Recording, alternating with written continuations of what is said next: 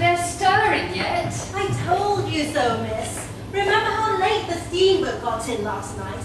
And then, when they got home, good Lord, what a lot the young mistress had to unpack before she could get to bed. Well, let them have their sleep.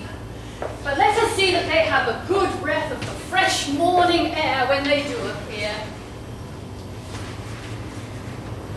So you have a new mistress now, my dear Berta. Yes, miss. Oh, heaven knows it was a great loss to part with you. Oh, for me too, miss. There was nothing else to be done. George can't do without you. Oh, but Miss Julia, I can't help thinking of poor Miss Reno, only that new girl. She'll never learn to take proper care of an invalid. Oh, I shall manage to train her. And of course, you know, I shall take most of it upon myself. Then I'm sure I shan't be able to suit the young mistress. Most likely she'll be terribly grand in her ways. Well, you can't wonder at that. General Gabler's daughter. Only think of the sort of life she was accustomed to in her father's time. I never would have dreamt that she and Master George would have made a match of it. Nor I. Oh, by the by, Berta, in future you mustn't say Master George. You must say Dr. Tesman. Oh, yeah. She spoke of that too, the moment they set foot in the house. Only think of it, Berta. Some foreign university has made him a doctor while he's been abroad. How wonderful, miss. Oh, if my poor brother could only look up from his grave and see what his little boy has grown into. Oh, good morning. Oh, Aunt Julia. George. Dear Aunt Julia. You've come all this way so early, eh? Oh, why, of course I had to come and see how you were getting on. Well, I suppose you got home all right from the pier, eh? Yes, quite safely, thank you. Judge Rack was kind enough to see me right to my door. Well, we were so sorry we couldn't give you know, the boxes. Berta, would you take this box with you, please? Yes, sir. Master George, I'll put it in the I've got attic. all of the suitcase, chock full of copies of the documents. You wouldn't believe how much I've picked up from all the archives I've been examining, Auntie. There. Gorgeous hat you've got there. I bought it so that Hedda needn't be ashamed of me if we happen to go out together. Oh, well, you always think of everything, Auntie. What a delight it is to have you here again, George, before my very eyes. My George, my poor brother's own boy. And what about Aunt Rena, eh? No improvement? Oh no, we can scarcely look for any improvement in her condition, poor thing. Oh, but heaven grant I may not lose her quite yet. For if I did, I don't know what I should make of my life, George. Auntie, there, eh? And to think that here you are, a married man, and that you should be the one to carry off Hedda Gabler, the beautiful Hedda Gabler, she who was so beset with admirers. Well, I fancy I have several good friends about town who would like to stand in my shoes, eh? And then this fine, long wedding tour you have had. Oh, well, you see, Auntie, it was a sort of tour of research. I had to do so much grubbing amongst old records. Yes, I dare say, but listen to me, George. Have you nothing special to tell me? I don't know of anything except what I've told you in my letters.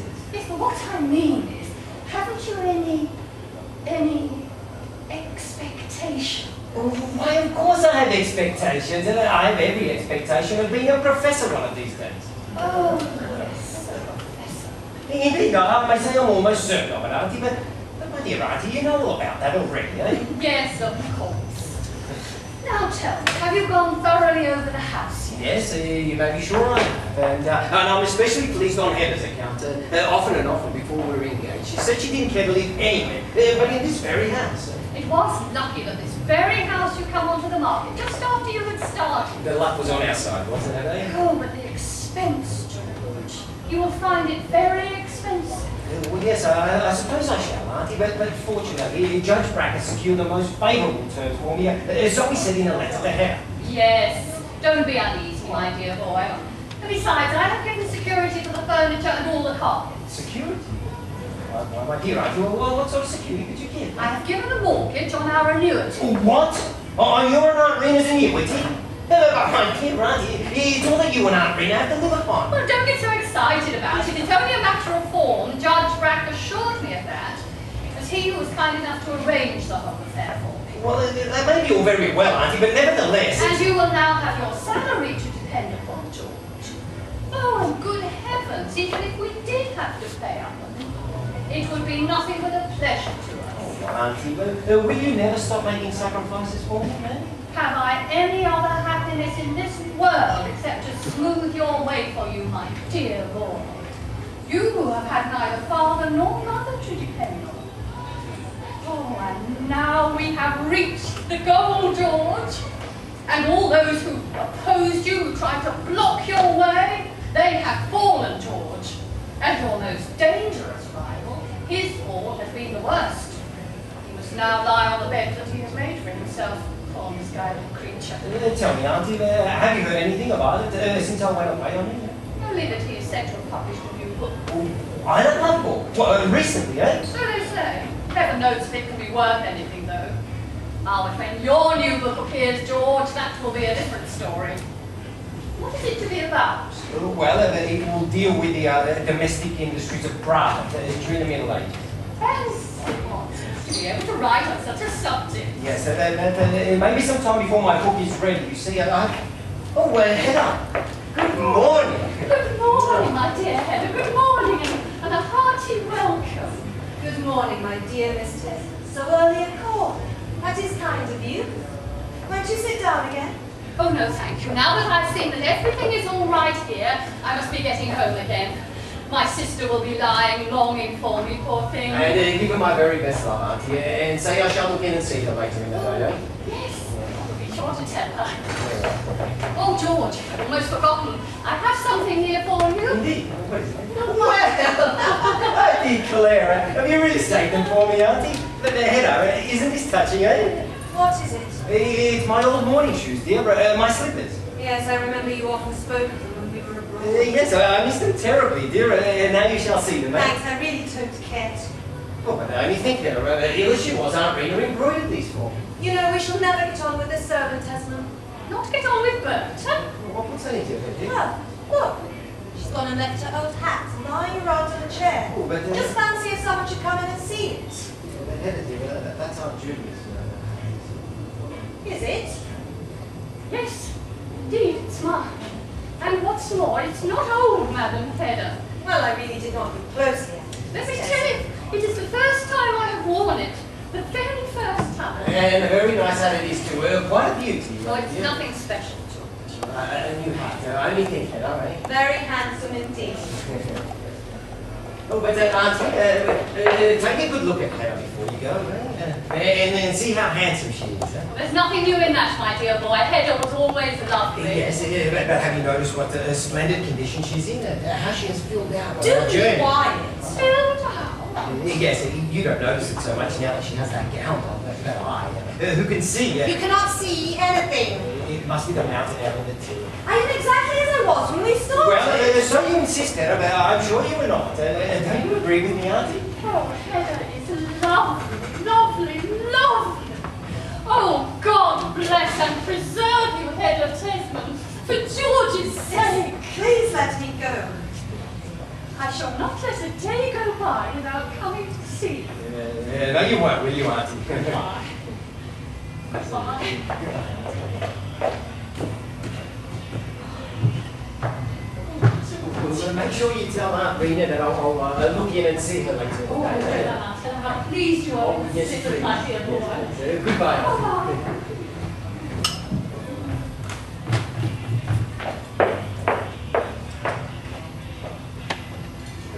What are you looking at, Hedda, dear? I'm only looking at the leaves. Don't you think Aunt Julia's manner was a little strange, dear? Almost solemn? Can you imagine what the matter was with her, right? Do you suppose she was upset about the hat? Oh, well, no, scarcely at all. But perhaps a little at first. Well, I shall manage to make my peace with her. Why don't you ask her to spend the evening with us when you go over there this afternoon? Yes, that I would, dear. But is there anything else on that, Hedda, right? I'm only looking at this room. Do you suppose? What if we were to get another piano? We could put it here, when it's convenient. Yes, dear, we can do that, certainly. You know, those flowers were not there when we came in last Oh, year. well, Aunt Julia must have pulled those for you. Listen to me, though. The The name is Mrs. Elfston. Is it really? Sheriff Hofstead's wife? Miss Rising, that one, isn't it? Precisely. That's a girl with the irritating hair she was always showing off. An old flame of yours, I Oh, that didn't last long, Hedda dear, eh? Huh? And it was before I met you, huh? I wonder that she should call on us. I had scarcely seen her since we were at school. Well, I haven't seen her since, well, heaven knows how long. But I wonder how she could live in such an out-of-the-way hole, eh? Tell me, Tesman, is there not somewhere there the toilet block was? Yes, it's somewhere around part of the country, yeah. That lady, Mum, that brought those flowers this morning. This here again. Is she? Well, show her in. Let's put these upstairs. Yes.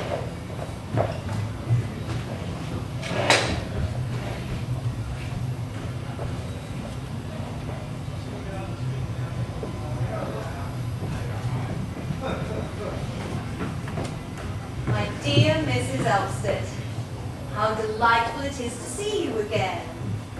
Yes, it's a very long time since we last met. And we too, eh? Have you just arrived in town? I arrived yesterday. I was putting to snow and I heard that you were not It's home. a spare. Oh, why, my dear Miss Rice. Elfsted, I mean, I do hope that you are not in any trouble.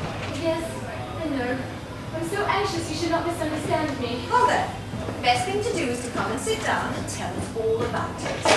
I suppose that's what you have come here for, is it not? Yes, of course it is. Well, then I must tell you, if you don't already know, that Islet Lovborg is in town too. Has he come back? He has been here a week already. Just fancy, a whole week in this terrible town alone with so many temptations on all sides. But my dear Mrs. Elfsted, how does he concern you so much? She was a children's tutor. Your children? My husband's I have not. But tell me, was he regular enough in his habits to be fit for the post, eh? Yes, for the past 2 years, his conduct has been irreproachable. Is it indeed? Well, think of that, Hedda, dear. Perfectly irreproachable, I assure you, in every respect. But after his book was published, he was too restless and unsettled to remain with us. By the by, Hedda, dear, Aunt Julia told me that he had published a new book. Yes, a big book about the march of civilization. It came out a fortnight ago, and since it has sold so well and been so well read and caused such a sensation. That good news. It must have been something that he'd had lying by since his better days, I'd say. No, he has written it all since he has been with us, within the last year. You know, it seems rather odd to me that your husband... And my husband. Well, that he would send you all this way to look after his friend. Why does he not come himself? Oh no, my husband has no time, and besides I had some shopping to do. Well, that is a different matter. No, I beg and implore you, Mr. Tesman. Receive Islet Lovborg kindly if he comes to you, and say he will keep a sharp eye upon you. You will promise me that, Mr. Tesman, won't you? With the greatest of pleasure, Miss Rising. Elfsted. Oh, we'll do everything I possibly can. How good and kind of you. You see, my husband was so very fond of him. Why don't you write to him, Tesman? He may not care to come of his own accord. Perhaps that might be the right thing to do, Hedda, dear, eh? Why not at once? The sooner the better. Well, have you his address? Yes. Oh, very good. Then I'll write to him at once, then, huh? Be sure to write him a friendly letter. Well then, we have killed 2 birds with 1 stone. What do you mean? Could you not see that I wanted to talk to you alone? Yes, but there's nothing more to say, Mrs. Tesman. What nonsense! There is plenty more to say, I can see that. Now come here and we shall have a cosy, confidential chat. Yes, but I was really on the point of going. Nonsense! You can't be in such a hurry. Sit down. Tell me something of your life at home. That is just what I care least to speak about. To me, my dear. Why? Weren't we schoolfellows? Yes, but you were in the class above me, and when we met on the staircase, you used to always pull my hair. Did I? Yes, and once you threatened to burn it off my head. Oh, well, that was all nonsense, of course. Yes, but I was so silly in those days, and since then, too, we have drifted so very far apart from each other. Well, then, we must try to drift together again. Now, listen to me. When we were at school, we said dear to each other. We called each other by our Christian names. No, I'm sure you must be mistaken. I can remember it quite clearly. So now we are going to renew that old friendship. Now, you shall say dear to me, and call me dear Hedda. Dear Hedda. Oh, how good and kind of you. There, there. And I shall say dear to you, and call you my dear Tora. My name is Thea. Oh, Taya, of course, dear. But tell me, was it not as housekeeper that you first went to the Elfsteads? It was was really his governess. You see, his wife, his late wife, was an invalid, so I had to look after all the housekeeping myself. And then at last you became the mistress of the house. Yes, I did. How long ago was that? 5 years ago. Islet Lovelock has been in the neighbourhood about 3 years, hasn't he? Yes, he has. Had you known him before? Here in town, I mean? Scarcely at all. I mean, I knew him by name, of course. But you must have seen a great deal of him in the country. Yes. He came to us every day. You see, he was a children's tutor, for in the long run I couldn't manage it all myself. No, that is clear. And I suppose that your husband must often be away from home. Yes, being sheriff, you know, he has to travel a great deal in his district. Tell me about him. Is he kind to you?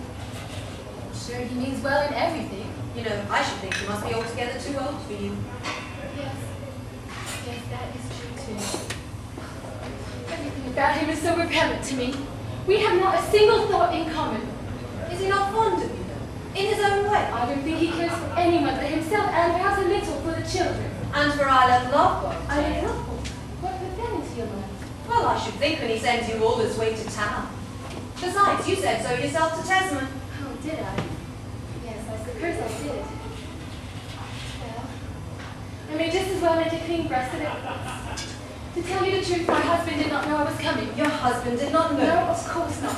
So I put together some of my things as quickly as I could and took the train to town. But what will you say to him when you go back? I shall never go back there again. Then you have left your home? Yes, Not at all? yes, there is nothing else. Nothing else to be done. But, Taya, what will people say of you?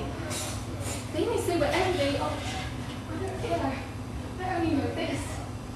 I must live here where Islet Lovelock lives if I am to live at all. Tell me, how did this friendship between you and Islet Lovelock come about, Taya? He grew up gradually. I gained a sort of influence over him. Indeed? He gave up his old habits. Not because I asked him to, for I would have never dared do that. But of course he saw how repulsive they were to me, and so he dropped them. Then you have reclaimed him, as the saying goes. Yes, so he says himself. And he on his side has made of me a real human being. He's taught me to think and understand so many things. Did he give you lessons too, then? Not exactly lessons, but he talked to me. He talked to me about an infinity of things. And then came the lovely, happy time when I began to share in his work, that I was allowed to help him. You were you? He never did anything without my assistance. You were two good comrades. Comrades, just fancy that is the exact word he used. I ought to feel perfectly happy, and yet I cannot, for I don't know how long this will last. Are you no surer of him than that? A woman's shadow stands between Islet and I. What could that be? I don't know. Someone from his past, someone he has never been able to forget. What has he told you about this? He only said that once when they parted, she threatened to shoot him with a pistol. Oh, nonsense! Well, nobody does that sort of thing around No, and here. that is why I think it must be that red-haired singing Yes, woman he yes, was. very And the likely. singing woman, she's back in There, town. Mel. Your pistol is ready. And Mrs. Austin's just about to leave. Here, let me see. Judge Brack wishes to know if Mrs. Tesman will receive him. Well, ask Judge Brack to come in then. Yes, Here. ma'am. Put this in the post. Yes, ma'am.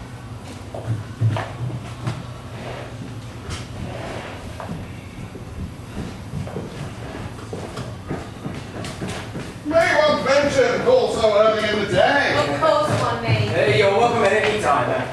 Judge Black, Miss Ricing. Ah, delighted. But Mrs. Elvsted was just leaving, so au revoir, my dear Judge. I shall be back presently. Well, is your wife tolerably satisfied? Yes, we can't thank you sufficiently. Of course, she talks about a little rearrangement here and there, and one or two things are still wanting, you see. Indeed. Yes, we won't trouble you about these things, my dear Judge. Shall we sit down? Yes, just for a moment. There is something I need to talk to you about. Indeed. I suppose this is a serious part of the frolic that is coming now, eh? Oh, the money question is not so very pressing, though for that matter I do wish we had gone slightly more economically to work. But that would never have done, you know. I mean, think of Hannah, my dear fellow. I couldn't possibly ask her to put up with a shabby style of living, eh? No, that is just the difficulty. And then, fortunately, jumping on until I received my appointment, you see, huh?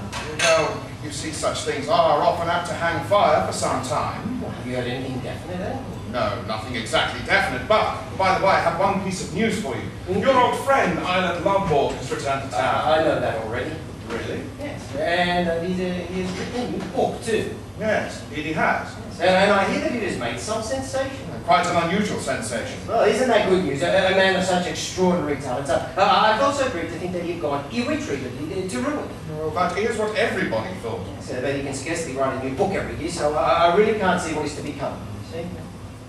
Who knows? I hear they have reclaimed him up at the Elsteads. Well, I hope to goodness I may find something for him to do, dear. I've just written to him. I've asked him to come and see us this evening, you see? Well, my good boy, you're booked for my bachelor's party this evening. Had you forgotten, Tesman? Yes, I had utterly forgotten. Well, it doesn't matter, for you may be sure that he won't come. Well, what makes you say that, eh? I fear I must not keep you in the dark about something. Well, how did the budget change? You must be prepared to find that your appointment is deferred for either longer than expected or desired. Do you know anything definite, eh? No, but your appointment may perhaps be made conditional on the result of the competition. Competition? Think of that, Hedda, eh? But tell me, who could my competitor be, eh? Surely not. Yes, precisely. No, my dear Judge, that would... he would show the most incredible lack of consideration for me. For we've married on the strength of these prospects, Hedda and I, and run deep into debt. And we've borrowed money from Aunt Julia, too. Why, good heavens, they've as good as promised me the appointment, eh? Fellow, no doubt you will get it, just after a contest. Just fancy, Tesman, there will be a sort of sporting interest in that. Well, I think it'd be something different. I am not at all indifferent. I am most eager to see who wins. In any case, Mrs. Tesman, it is best that you know how things stand. I mean, before you set about these little purchases I hear you are threatening. Well, this can make no difference. Indeed. Well, no more to say. I shall look in again on you on my way back from my afternoon walk. Yes. Take you home with me. Yes, well, your news is quite upsetting, my dear Judge, eh? Goodbye. Goodbye. Goodbye.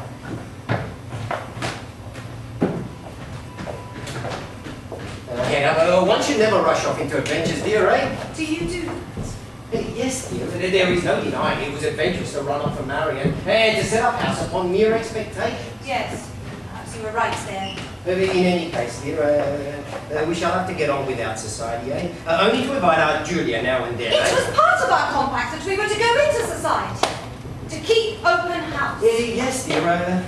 Well, I intended you to lead such an utterly different life. I suppose I shall not have my man in livery just yet. Oh, well, no, that's quite impossible. Or what about the piano I'm still The playing? piano? I suppose that I should not think of that right now. No, dear. Well, I shall have one thing to keep you occupied with in the meantime. Oh, what's that, dear? My pistols, George. Your pistol? General Gabler's pistols. Hedda, dear, don't play with those dangerous things, eh? For my sake, Hedda, eh?